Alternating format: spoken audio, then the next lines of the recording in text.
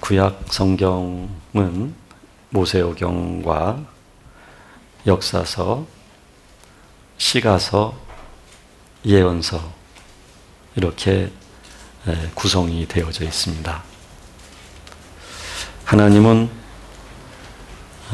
구약 성경을 통해서 이스라엘이라고 하는 민족 공동체를 만드시고 젖과 꿀이 흐르는 가나안 땅에서 그들이 살게 하시는데, 최종 목적은 하나님이 거룩하신 것처럼 이스라엘 백성들을 거룩하게 하시는 데 있었습니다.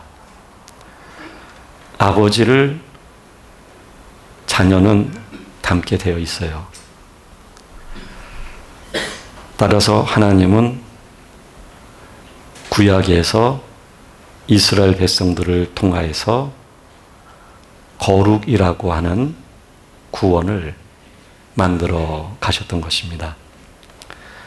그러나 신약 성경을 보게 되면 사복음서가 있고 역사서가 있고 사도 바울 서신이 있고 공동 서신이 있고 예언서가 있습니다. 마침내 예수 그리스도가 오셔서 모든 사람들의 죄를 위하여 십자가에 죽으십니다. 그러나 죽은 사람들 가운데서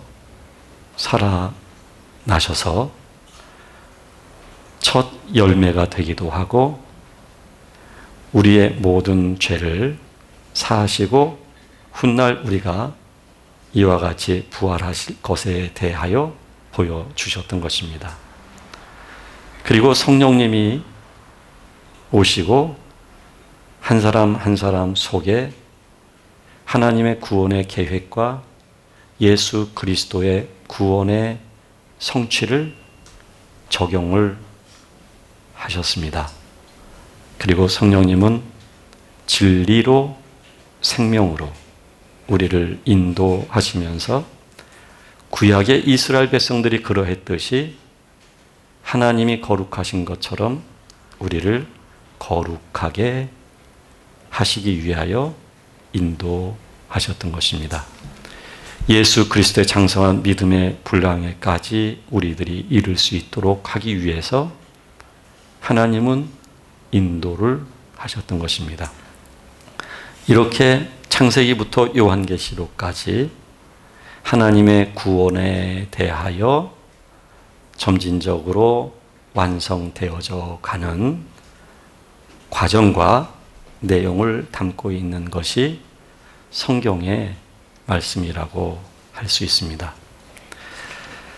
하나님께 선택되어진 이스라엘 백성들이 하나님의 말씀을 듣지를 않았습니다. 항상 곁길로 나갔고 항상 죄를 짓고 사망의 길로 그들은 나갔던 것입니다. 그럼에도 불구하고 하나님은 이스라엘 백성들을 포기하지 않으셨습니다. 이유는 사랑이기 때문입니다. 사랑이신 하나님께서는 이스라엘 백성들을 하나님이 거룩하신 것처럼 거룩한 자녀 되게 하시기 위하여 포기하시지 않고 인도를 하셨던 것이죠. 그래서 이스라엘 백성들이 겪었던 이스라엘의 역사는 녹록한 역사가 아니었습니다. 아주 참혹했습니다. 전쟁을 겪어야만 했고 포로로 끌려가야만 했습니다. 그리고 노예 생활을 해야만 했던 것입니다. 성전 중심으로 살았던 그들이었지만 성전은 여러 차례 외적의 침략에 의해서 회파되기도 하였습니다. 하나님은 하나님이 거룩하게 임재하셨던 땅인 성전까지도 외적의 침략에게 허용하시면서 이스라엘 백성들을 때로는 포로로, 때로는 전쟁 속에서, 때로는 노예가 되어지도록 이끄셨던 것입니다. 그 최종적 목적은 뭐냐면 그들이 하나님의 자녀로서 회복되게 하는 것, 그게 하나님의 목적입니다. 회복이라고 하는 것은 성전과 하나님이 약속하신 땅으로 다시 돌아오는 것을 의미하기도 하지만, 하나님이 거룩하신 것처럼 그들이 거룩해지는 그것을 의미하는 것입니다. 이러하듯이 하나님은 신약에서 구약에서 말하려고 하는 실제적 구원을 하나님은 또한 이루어 가셨던 것이죠.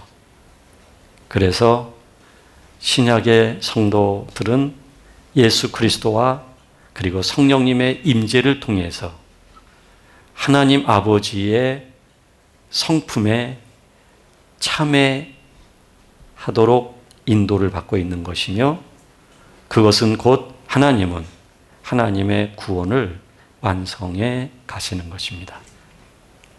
하나님은 하나님의 뜻을 버리지 않습니다. 하나님은 진리이기 때문입니다. 하나님은 의로운 분이기 때문이고 사랑이기 때문입니다. 그래서 하나님은 하나님의 뜻을 저버리지 않습니다. 반드시 그 뜻을 이루시는 것입니다. 하나님이 부르신 족장 시대에 믿음의 씨를 이제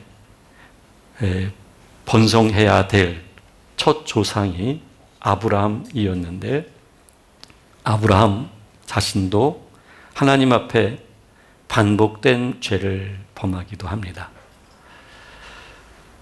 참 아브라함이 한 가장의 자격도 없을 정도의 사람이었죠. 자기가 살기 위해서 거짓말을 했고, 자기가 살기 위하여 하나님이 약속하신 땅을 이탈해서 애굽으로 가야만 했고, 자기가 살기 위하여 아내를 빼앗기기도 하였던 것입니다. 그리고 번번이 하나님이 하신 약속이 있는데도 불구하고 자신의 상속을 이을 자식이 없다고 하나님 앞에서 말씀을 드리면서 자신의 방법으로 상속을 이을 자녀를 만들려고까지 했고 또 만들기도 했던 것입니다. 이렇게 아브라함은 사실은 영웅적인, 그리고 하나님이 부르실 만한 거룩한, 의로운, 정직한 사람은 결코 아니었던 것입니다. 하나님이 부르신 이후에도 아브라함은 실수를 그렇게 했던 것이죠. 그러나 하나님은 아브라함을 포기하시지를 않습니다. 여기에는 하나님이 하나님의 구원을 반드시 완성하겠다고 하는 사랑의 집념이 담겨져 있는 것이죠. 그래서 아브라함이 잘못했을 때는 잘못한 것에 대하여 묻기도 하시지만 그를 회복시키시고, 그리고 마침내 그를 다루시고 인도하시면서 아브라함이 될 수 있도록 하나님이 인도해 가셨던 것이죠. 그래서 결국은 아브라함이 그 하나님이 어떤 분인 줄을 알았습니다. 이삭을 낳게 됐을 때 내게 바쳐라. 아브라함은 그럴 수 없습니다 라고 말씀 한마디 드리지 않습니다. 네. 그리고 아들을 데리고 모리아 산으로 올라가서 제물로 드리려고 했던 것입니다. 아브라함은 이제 하나님이 어떤 분인지를 안 것이죠. 아브라함에게 있어서 가장 소중한 건 자신이 아닙니다. 자신의 꿈을 실현시키는 게 아닙니다. 자신의 노년을 윤택하게 즐겁게 사는 게 아닙니다. 아브라함에게서 가장 소중한 건 이삭입니다. 자기를 이을 수 있는 상속자, 유일한 상속자, 바로 이삭이었던 것입니다. 그 이삭을 포기했다는 이야기는 하나님은 아브라함을 선택한 것입니다. 하나님을 선택한 것입니다. 하나님이 어떤 분인지 아브라함은 알기 때문에 그런 것이죠. 이렇게 하나님은 아브라함이라고 하는 한 개인을 하나님이 앞으로 아브라함에게 씨가 있고 그 씨에 의해서 이스라엘이라는 공동체가 만들어지고 그들이 출애굽을 하고 광야 도중을 거쳐서 젖과 꿀이 흐르는 가나안 땅에 들어가게 되어지고 다윗을 통하여 통일 왕국이 이루어지긴 하지만 그 이후 그 자녀에 의해서 분열 왕국이 세워지게 되어지고 포로로 끌려가게 되어지고 그러나 종국에는 회복이 되어지는, 즉 이것은 아직 아브라함에게 주어진 역사가 아닙니다. 앞으로 하나님이 만들어 가실 역사인 것입니다. 더 멀리 본다면 사복음서를 비롯해서 예언서까지 그 구원이 실제적으로 이루어질 것에 대해서 아브라함은 아직 자기 자신이 살아있는 그 시대는 성취된 시대가 아닙니다. 그것을 바라볼 뿐입니다. 한참 뒤에 역사에 아브라함은 있었던 것이죠. 그러나 아브라함이 이삭을 놓게 되어지고 그리고 하나님 아버지의 뜻을 받아들일 수 있는 사람이 되어졌다고 이야기하는 것은 구약의 마지막인 회복을 의미하는 것이고 신약의 마지막인 새하늘과 새 땅, 요한계시록에서 성취될 그것을 그는 경험하고 있다는 이야기인 것입니다. 그리고 그 손자 야곱도 마찬가지입니다. 야곱의 인생을 보게 되면 정말 야곱은 야가도 보통 야간 사람이 아닙니다. 어쩌면 닳고 다른 사람이다. 어쩌면 모태에서부터 그런 기질을 가지고 태어나지 않았을까라는 생각이 듭니다. 그러나 야곱은 외삼촌 집을 향하여 떠날 때도 아주 절박한 것은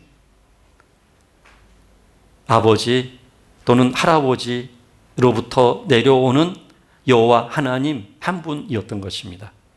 그가 자신의 욕망과 야망을 이루기 위하여 나아가는 반면에 그는 매번 위기 때마다 여호와 하나님 아버지를 의지할 수밖에 없었고 찾을 수밖에 없었던 것입니다.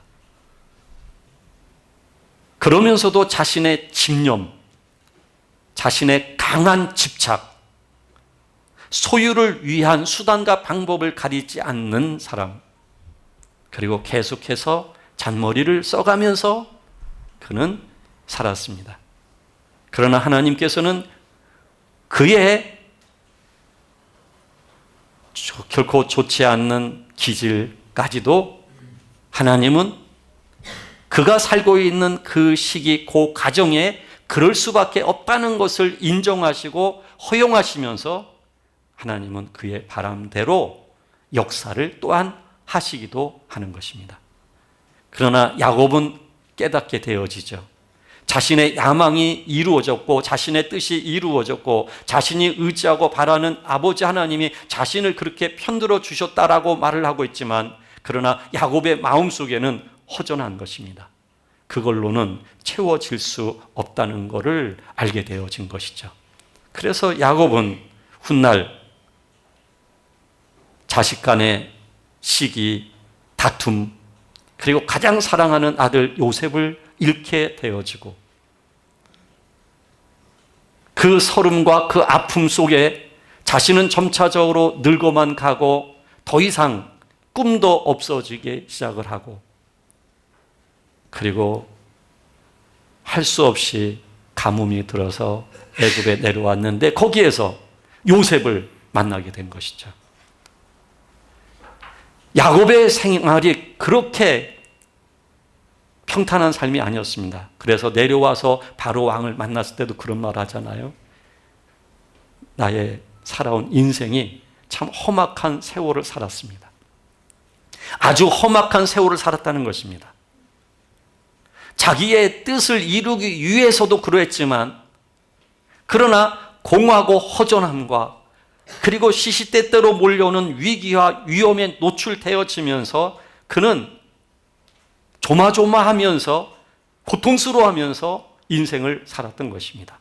그러나 그 가정이 어떤 가정이었느냐면, 하나님은 그 할아버지, 아버지에 이어서 그 혈통 속에서 이스라엘이라고 하는 민족 공동체를 만들시기 위하여, 그 씨를 만들시기 위하여 그를 하나님의 구원 속에 참여시키셨다는 사실이죠.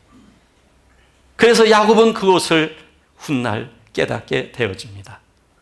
그리고 하나님의 구속사가 무엇인지를 야곱은 알게 되어진 것입니다. 그래서 풍족한 땅, 내 아들들이 있는 땅, 요셉이 권력을 가지고 있는 이 땅에서 묻히기를 원하지 않습니다. 조상이 묻어 있는 땅, 이제 이스라엘 백성들이 공동체가 되어서 들어가야 될 땅, 하나님이 그들이 포로가 되었을 때도 그들에게 끊임없이 고토, 하나님이 약속하신 땅으로 인도하셨듯이 야곱은 그 땅을 잊지 않았던 것이며 그 땅으로 들어가기를 원했던 것입니다. 이것은 야곱이 죽으면서 본향이 그리웠던 것이 아닙니다. 하나님의 구속사를 야곱은 깨닫기 시작을 했던 것이죠. 그러니까 야곱은 그의 인생이 욕망이든 갖고 싶은 것을 갖기 위해서 집착하든 모든 에너지를 쏟아가면서 열심히 일을 하든, 그리고 속고 실패하고 아픔을 겪든, 이 모든 삶 속에서 야곱은 결국 하나님을 알아갔던 것이죠. 그리고 하나님의 성품을 받아들이고 하나님 자신을 받아들이는 야곱으로 변화가 되어진 것이죠. 단순히 이스라엘이라고 하는 민족 공동체를 만드는 게 아버지의 뜻과 적과 꿀이 흐르는 가나안 땅이라는 곳에 그들을 인도하시는 것이 아버지의 뜻이 아니라, 바로 이스라엘이라고 하는 민족 공동체 한 사람 한 사람 속에 하나님의 성품이 그들에게 묻어지게 되는 것. 그래서 하나님이 가지고 계신 거룩함에, 하나님의 성품에 참여하게 되는 것, 이게 하나님의 목적이었던 것입니다. 야곱은 바로 하나님의 그런 인도 속에서 하나님의 성품에 참여한 자가 되어진 것입니다. 그 아들 요셉도 역시 마찬가지죠. 그가 권력이 있을 때 한 말을 미루어 봐서 요셉이 어떤 사람이 되었는지를 알 수 있습니다. 권력에 취해 있지 않았습니다. 그 권력으로 자만하지 않았습니다. 그 권력으로 쾌락을 즐기지 않았습니다. 그 권력으로 자신의 삶의 안락을 추구하지 않았습니다.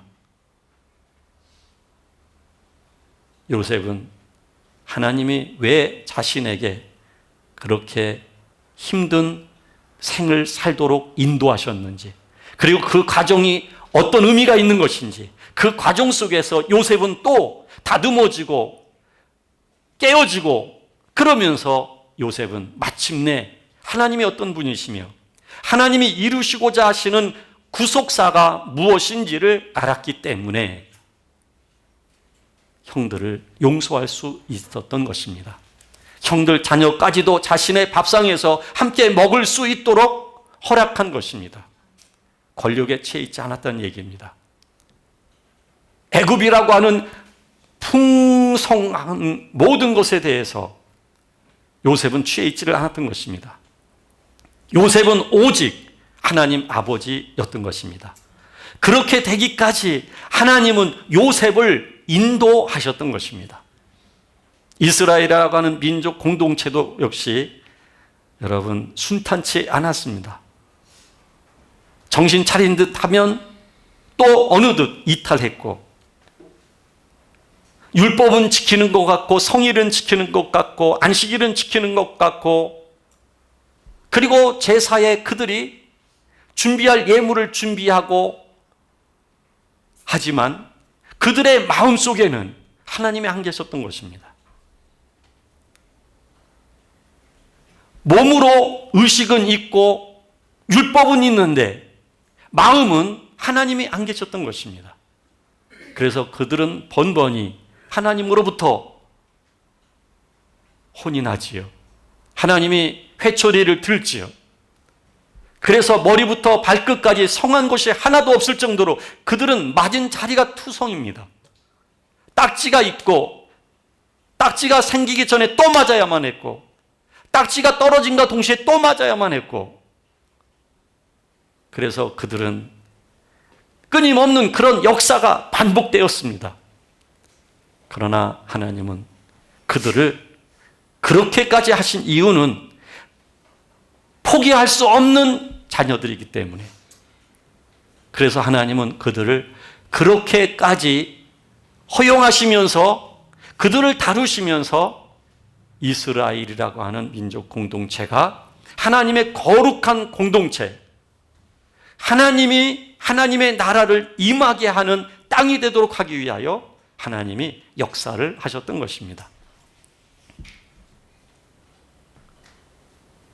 그리고 오늘 말씀하고 있는 사도 바울 역시 조상 대대로 율법 속에 살았던 것입니다. 율법으로 교회를 무너뜨렸습니다. 예수 그리스도를 믿는 사람들을 핍박했습니다. 그러했는데 그는 다메섹 도상에서 예수 그리스도를 만납니다. 예수 그리스도를 만난 다음에 사도 바울은 자신이 율법 아래에 있을 때는 흠없는 자였지만 그리스도 예수 안에서 자신을 보니까 죄의 괴수라는 사실을 알게 되어진 것이죠. 그리고 사도 바울은 예수 그리스도를 발견하기 위하여 나는 모든 것들을 배설물과 같이 여기겠다라고 말하는 것입니다. 그리고 사도 바울은 끊임없는 육신의 죽음을 말을 하고 있고, 그리고 우리들의 영이 하나님의 영을 통해서 변화를 통해 하나님의 성품에 참여해야 될 것에 대해서 사도 바울은 말하고 있는 것입니다. 이와 마찬가지로 하나님은 저와 여러분들을 부르신 것입니다. 똑같은 구약 성경에서 공동체나 또는 믿음의 조상들이 살았던 것처럼, 또 사도 바울을 하나님이 부르시고 하나님께서 그를 인도하셨던 것처럼 우리를 똑같이 하나님이 그렇게 인도하고 계시는 겁니다. 그래서 사도 바울은 이런 얘기를 하죠. 너희 안에서 착한 일을 시작하신 이가 그리스도 예수의 날까지 이루실 줄을 우리는 확신하노라. 이 착한 일, 하나님의 구원입니다. 하나님이 우리들을 그 구속사 속에 참매시켜 주셨습니다. 그 구속사 안으로 우리를 하나님이 부르신 것입니다. 그 안에 우리가 지금 들어와 있는 것입니다. 우리가 운명 이야기를 하지요. 그리스도 밖에 있을 때도 우리는 운명을 말을 하죠. 그리스도 예수 안에서도 새로운 운명으로 결정되어진 것입니다. 어쩌면 도망가고 싶어도 도망갈 수 없는 그 구원과 생명 속에 우리가 들어와 있는 것입니다. 잘못할 수 있지요. 하나님은 잘못하는 우리들을 포기하고 내버려 두지 않습니다. 잘못하였을 때는 하나님은 기다려줍니다. 그리고 하나님은 점점 시간을 좁힙니다. 그리고 하나님은 우리들에게 심리적 또는 환경적 또는 우리의 영까지도 압박을 주십니다. 그래야만 우리가 잘못한 것에 대해서 더 이상 잘못한 자리에 들어가지 않기 때문에 하나님은 우리들에게 그렇게 압박을 하시는 것입니다. 그런데도 불구하고 우리는 매우 고집스러워요. 왜냐하면 우리 안에 있는 본능이 그러합니다. 그 본능 자체는 이미 내가 원하는 대로 그 프로그램이 다 저장이 되어 있습니다. 죄로부터 태어났지요. 부모님의 유전자를 아주 좋은 유전자만 담는 게 아니에요. 보면 못된 걸 많이 담지요. 우리가 못된 것이 더 눈에 보여서 그런지 모르지만 부모님의 그 잘못된 부분을 참 많이 닮아요. 유전인자를 가지고 태어났을 뿐만 아니라 태어난 이후에도 또 그렇게 학습이 되어져요. 본 게 그게 전부니까요. 그러니까 그렇게 또 학습이 되어져요.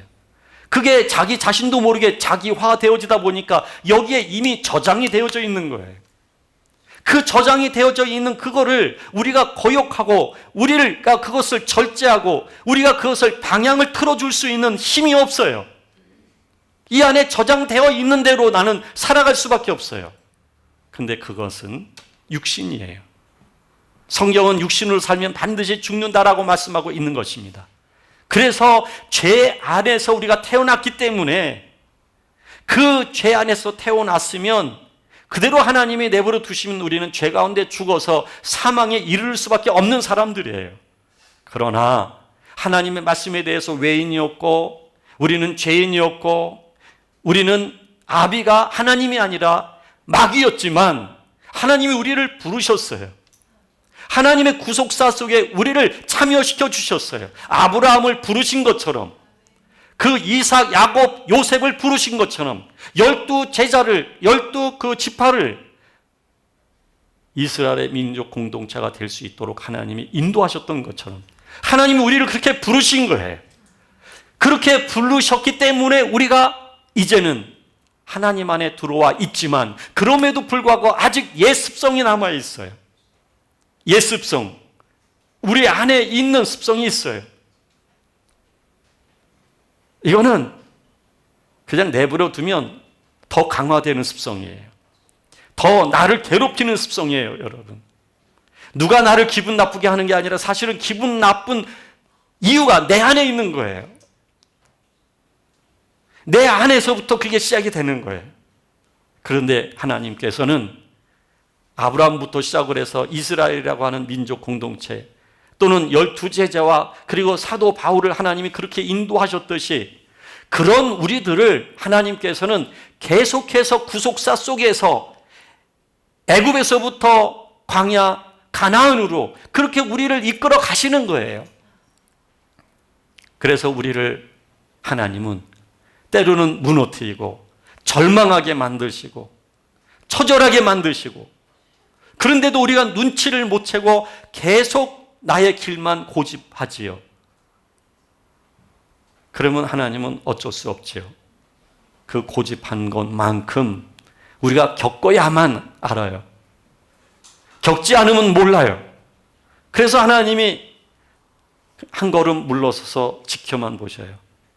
그리고 그 자리에 들어가면 우리는 그때 또 말을 해요. 하나님 왜 구해주지 않느냐고. 하나님 사랑이라고 하면서 이럴 수가 있느냐고. 내가 하나님께 어떻게 했는데 하면서 우리는 그걸 공치사라 그러나요? 그러지요. 하나님은 이유 없이 원망을 듣는 거예요. 하나님이 이유가 있다면 사랑한 것밖에 없어요. 하나님이 이유가 있다면 하나님 우리를 포기하지 않고 그 거룩한 자리까지 우리가 들어갈 수 있도록 인도하고 싶으신 거예요. 근데 우리가 너무 고집스럽다 보니 하나님도 잠깐 뒤로 물러나신 것이죠. 그리고 경험해야 된다 이것이죠. 당해봐야 아는 것이니까.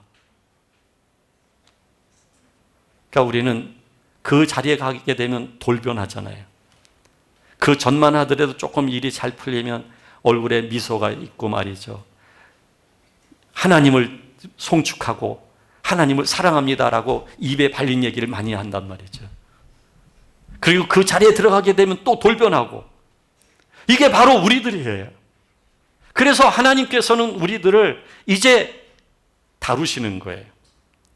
그런데 아주 분명한 것은 하나님이 구약에서 모형적 하나님의 구원을 완성하셨듯이 신약에서 요한계시록에서 말씀하고 있는 그 실제적 구원을 완벽하게 완성하신 것처럼 하나님은 우리 한 개개인을 하나님은 하나님의 진리와 생명으로 거룩하도록 완성하실 것이라는 사실입니다.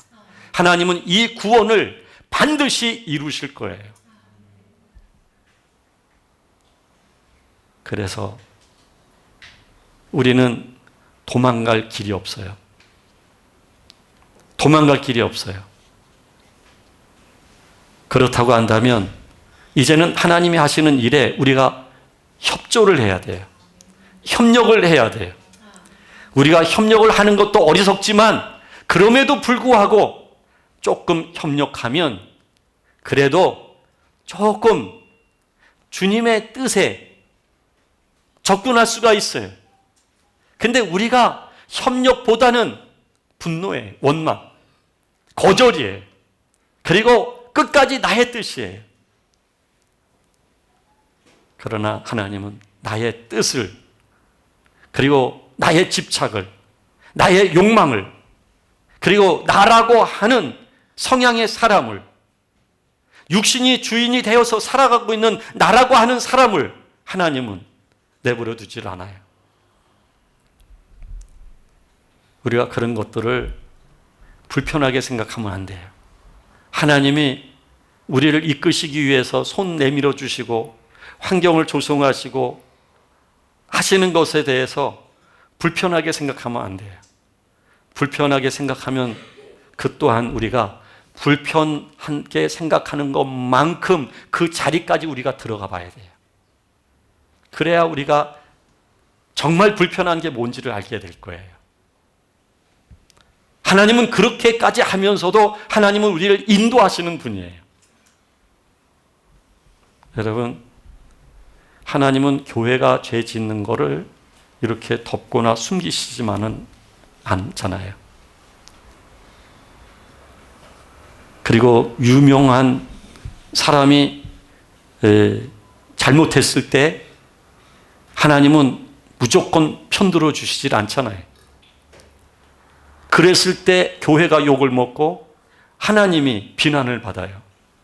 하나님이 살아계시지 않다고 믿지 않는 사람들은 자기 말을 하기 시작을 해요. 그런데도 불구하고 하나님은 허용하셔요. 그거는 하나님이 어쩌면 부끄러움을 당하는 것이고 하나님이 어쩌면 수치를 당하시는 거예요. 그럼에도 불구하고 하나님은 허용하셔요. 예수 그리스도를 내어주신 분이 하나님이십니다.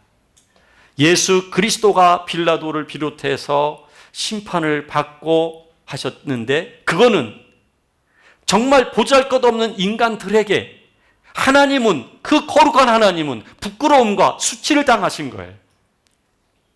그럼에도 불구하고 하나님은 예수 그리스도를 내어주신 것이고 예수 그리스도의 죽음과 그 고난 자체를 품으신 거예요. 이유는 한 가지예요. 하나님의 사람들을 구원하시기 위해서예요.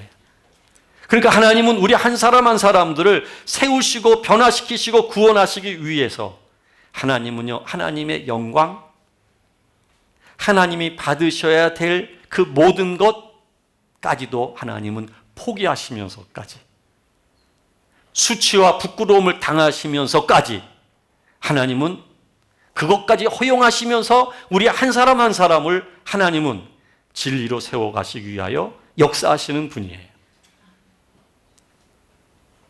그래서 여러분, 하나님이 어떤 분인지, 그리고 하나님은 이 구원을 완성하시기 위해서 어떻게 자기 자신을 부끄러운 자리까지 허용하시는지,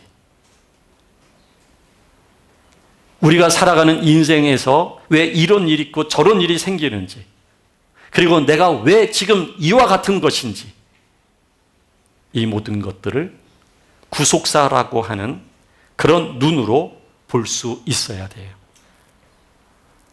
원망이 아니라, 분노가 아니라 하나님이 하시는 일을 발견하게 되면 감사하게 되지요. 그리고 하나님을 사랑하고 또 사랑할 수 있는 마음이 넘치게 되어지죠. 이것이 하나님이 하시는 일이에요. 어쩌면 제가 무섭게 여러분들에게 말씀드렸는지 모르겠어요. 그러나 지금 드린 이 말씀이 무서운 얘기만은 아니에요. 우리가 그걸 알게 될 거예요. 감동이라는 걸. 그리고 너무 감격스러운 일이라는 걸. 그리고 이것이 하나님의 사랑이라는 걸 알게 될 거예요. 그러면 결국은 나 자신을, 그때는 드리고 싶었지 않았지만 이제는 정말 하나님께 나 자신을 드리고 싶고 맡기고 싶고, 하나님이 나의 소유주라고 하는 것을 인정하고 싶고, 아버지 하나님의 뜻대로 내가 변화되어지기를 원하고 나를 맡길 수 있는 그런 마음이 생길 거예요. 그러면 모든 환경에 대해서 불만이 아니라 감사가, 그리고 내가 이루어가는 것이 아니라 하나님이 나를 이루어 가시고 그러면서 구원을 완성해 가시는 하나님임을 보게 될 것입니다. 그 하나님은 사랑의 하나님이십니다. 기도하겠습니다.